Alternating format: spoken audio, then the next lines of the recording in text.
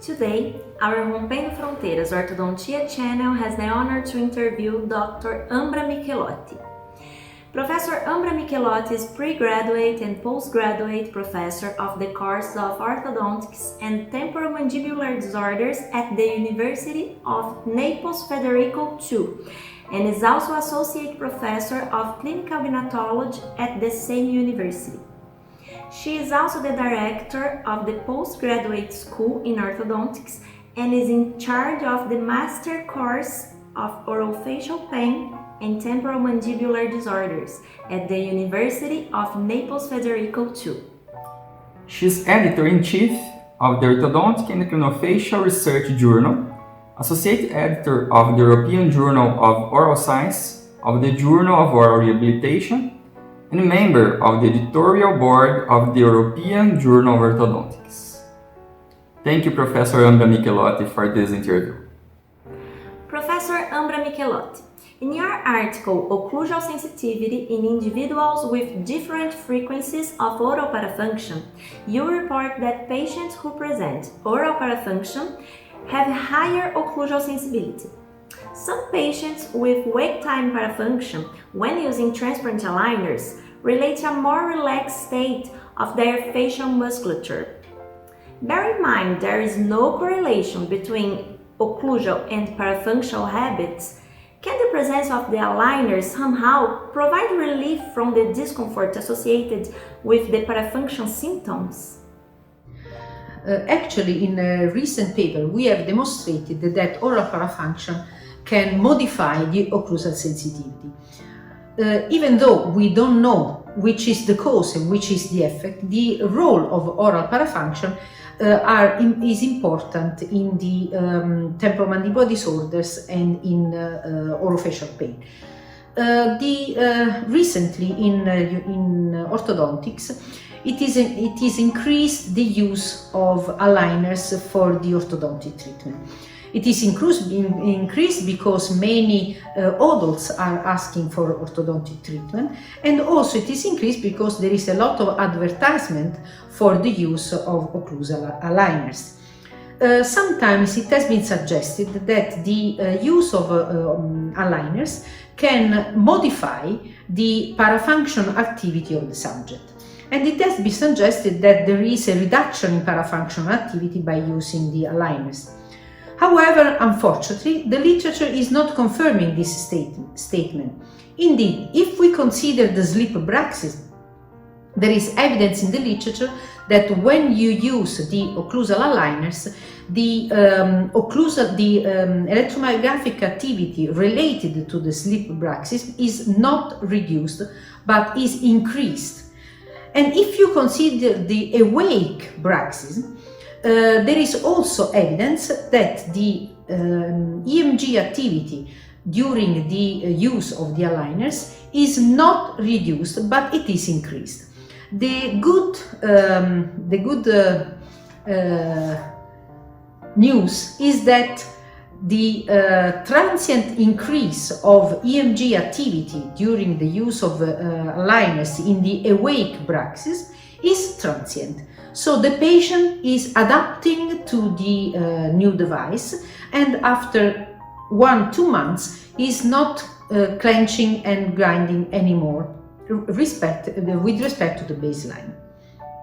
Professor Ambra Michelotti, in your article, Evaluation of the Short-Term Effectiveness of Education versus an Occlusal Splint for the Treatment of Myofascial Pain of the Jaw Muscles, it is specifically pointing out that for spontaneous pain, just providing the patient with information about his problem is effective in pain reduction after 3 months of treatment.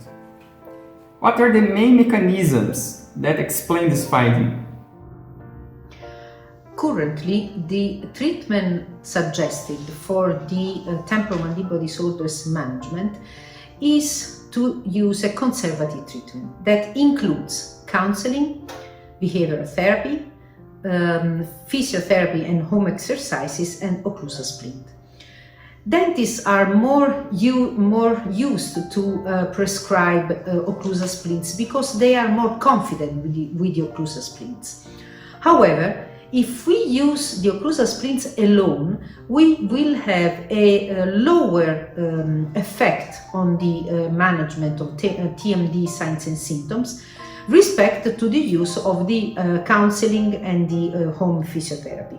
The reason why the counseling and home exercises and physiotherapy is working better than occlusal splints or in combination with occlusal splints is because it is important to explain the pathology to the patient and to involve the patient in a self-care management of the pathology. Another important thing is that using the counseling and behavioral therapy, you can have a better doctor-patient relationship that increase the efficiency of the treatment that is proposed. Professor Michelotti, some patients with sleep bruxism also have obstructive sleep apnea. Usually, occlusal plates are used as a palliative treatment for occlusal protection, and another kind of oral dispositive is utilized in mild and moderate cases of obstructive apnea. In a case where a patient has both problems, is there a way to treat them both simultaneously? Sleep disorders that are of interest of dentists are both sleep bruxism and obstructive sleep apnea. Both disorders have a prevalence of approximately 8%, and both disorders are treated with occlusal splints. For the obstructive sleep apnea, the suggestion is to use the mandibular advancement device. This device is increasing the space of the upper airway by pushing the mandible forward, not the mandible forward and the tongue forward. However, if we are using the occlusal splint for the sleep bruxism without taking into account that the patient can have simultaneously also obstructive sleep apnea, we could worsen the symptom of obstructive sleep apnea, because the occlusal splint that is used for the bruxism can occupy the mouth and reduce the space for the tongue. And for this reason, we could worsen the signs and symptoms of obstructive sleep apnea.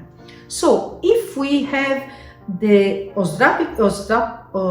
OSA and the bruxism that are present in the same time in the same patient, first of all, we have to make the diagnosis, and the diagnosis is made using the polysonography. If we have a mild OSA and a bruxism in the same time, we can use the mandibular advancement device to both treat OSA and both treat sleep bruxism. If we have a severe OSA together with a sleep bruxism, there is a suggestion to use the CPAP for the OSA symptoms, and the sleep apnea and occlusal splint for the bruxism. However, we have to take into account that this patient also can present the comorbidity of the reflux from the gastroesophageal reflux. In this case, the patient can have some acid in the mouth, and if we use an occlusal splint in case of GERD, we can increase and worsen the erosion of teeth. So pay attention to make the differential diagnosis and the comorbidity of sleep bruxism, occlusal obstructive sleep apnea, and gastroesophageal reflux. Professor Ambra Michelotti, Sharev and Benolio, in their book Orofacial Pain and Headache, report that patients that have apnea are 75% more likely to develop TMD. How do you see the relationship between these two pathologies? Patients with obstructive sleep apnea can present comorbidities, with sleep bruxism, can present comorbidities with the reflux, and can present comorbidities with the temporomandibular disorders. The treatment of obstructive sleep apnea with mandibular enhancement device has not been proven to be the cause of temporomandibular disorders. However, we can have a patient that present both OSA and temporomandibular disorders. In this case, we have to screen patients for temporomandibular disorders before starting the treatment for the sleep apnea. So if the patient do not present any signs and symptoms of temporomandibular disorders, we can start the treatment with mandibular advancement device by advancing the mandible at the minimal efficacious amount, and then to monitor the patient during the follow-up at least every 6 months. If the patient presents signs and symptoms of temporomandibular disorders before starting the treatment with mandibular advancement device, first of all, the treatment and the management of temporomandibular disorders should be done. When the patient is pain-free, then the mandibular advancement device can be prescribed, and the patient should be monitored every month in order to check if the patient still continue to be pain-free during the use of mandibular advancement device.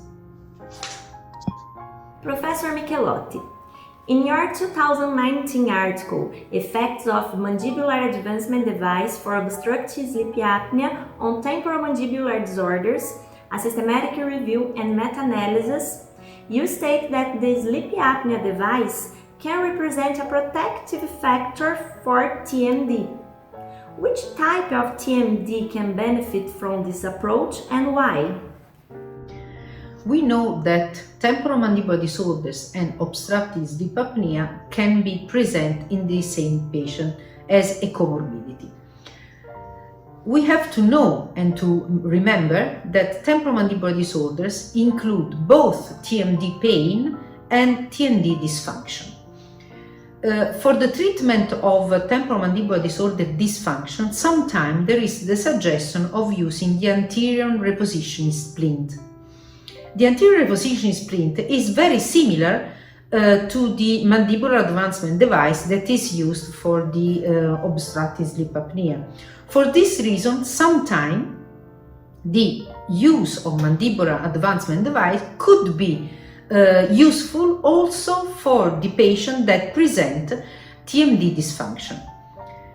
We have to keep in mind that the signs and symptoms of temporomandibular disorders are fluctuating. Therefore, if the patient that presents signs and symptoms of temporomandibular disorders can disappear these signs and symptoms after the therapy, this does not mean that the TMD are disappeared forever, because for the fluctuation we can have that the patient present again dysfunction or again pain. So the aim is not to treat temporomandibular disorders with mandibular advanced device, but to manage the obstructive sleep apnea with mandibular advancement device, taking into account also TMD dysfunction. Professor Ambra Michelotti, before orthodontic treatment, it is important to assess the patient for TMD and to treat if necessary. In cases where patients report myofascial pain after beginning orthodontic treatment, what would be the standard approach to deal with this problem? First of all, before starting any orthodontic treatment, it is important to screen for temporomandibular disorders. The screening is important because also for medical legal issue, we have to keep in account the potential diagnosis of temporomandibular disorders. If after the screening the patient presents signs and symptoms of temporomandibular disorders, we should make the diagnosis. And to make the diagnosis, we should follow the history and a comprehensive clinical examination. The diagnosis of temporomandibular disorders can be done following the diagnostic criteria of temporomandibular disorders that have the advantage of being validated and of presenting a standardized clinical examination. After the diagnosis of temporomandibular disorders, if the patient presents pain or dysfunction, the treatment and management of temporomandibular disorders should be done before starting the orthodontic treatment. The management of temporomandibular disorders include the counseling, behavioral therapy, exercise, physical therapy, and occlusal splint. When the patient is pain-free, then we can start the orthodontic treatment by establishing an orthodontic protocol according to the problem list of our patient. It can happen that during the orthodontic treatment, the patient can develop signs and symptoms of temporomandibular disorders. In this case, we have to stop the active orthodontic treatment and to go back to the management of temporomandibular disorders by using exercises, behavioral therapy, until the patient is pain-free again. When the patient is pain-free again, we can start again our orthodontic treatment or continuing the treatment established before, or if needed, by changing the treatment plan according to the problem of the patient. Professor Michelotti, in your 2010 review article, The Role of Orthodontics in Temporomandibular Disorders, you discuss in detail the relationship between occlusion and TMD. Even 10 years later, in 2020, this issue is still a matter for debate. Why do you think this concept is so hard to be universally accepted among dental professionals? The association between occlusion and temporomandibular disorders is a very old story, a never-ending story. There is the conviction among orthodontists that malocclusion can be the cause of temporomandibular disorders, that orthodontic treatment can be the cause of temporomandibular disorders, or that the orthodontic treatment can cure temporomandibular disorders. According to the evidence coming from the literature, we don't have any evidence that malocclusion can be the cause of temporomandibular disorders.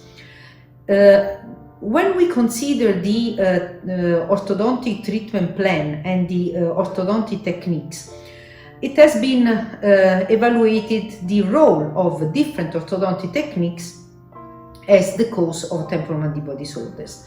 For example, the extraction of the upper premolars, for example, the use of intermaxillary elastics, for example, the use of face mask or whatever we can use for the treatment of the malocclusion. However, in the literature, there is no evidence that the orthodontic treatment can be the cause of temporomandibular disorders, but orthodontic treatment is considered neutral for TMD. We have to consider also that the condylar position that has been considered so important to prevent temporomandibular disorders cannot be considered crucial because the position of the condyle is not associated with the presence of temporomandibular disorders. Professor Ambra Michelotti, your most recent revision article, Occlusion, Orthodontics, and Temporomandibular Disorders, Cutting Edge of the Current Evidence, in the Journal of World Federation of Orthodontists, this October 2020, is an amazing must-read article. Could you please provide our audience with a little taste of it, including some highlights that, we are sure, will inspire the desire to read the article in full? The relationship between occlusion and temporomandibular disorders has been matter of huge debate in the literature. Indeed, in the literature we can find contradictory findings, meaning that some papers are stating that malocclusion is related to temporomandibular disorders, some other papers are stating that there is no relationship at all.